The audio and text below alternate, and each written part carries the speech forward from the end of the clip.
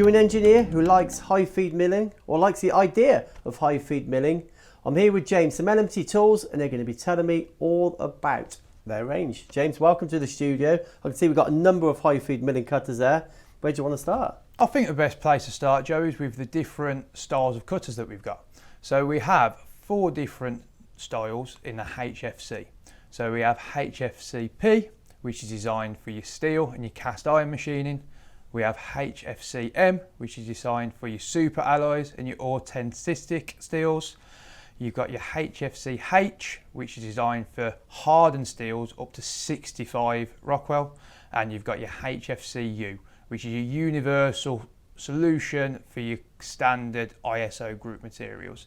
A couple of key points to pick out here is that you say the HFCH is designed for up to 65 Rockwell, which is pretty key in this industry. And also with the HFCM, the internal coolant channels have helped significantly increase tool life. Yeah, that would make a lot of sense, certainly in the heat resistant alloys as well. But yeah, looking at this, clearly high feed milling, copy milling. Again, these are quite universal for high feed milling tools. Absolutely, Joe. We're looking to offer a product that's the highest of performance requirements to the customer, but also universal in terms of application. What we want to do is reduce a customer's inventory where necessary. Customers these days do not want to have an 8mm in 6-7 different styles because they take up so much gantry room, and the high feed mills from LMT absolutely do that. So obviously LMT known for indexable milling. This is going to be similar strategies. We're looking at deep pockets and things like this. Some quite small pockets, so we need small diameter tools. What does the range look like?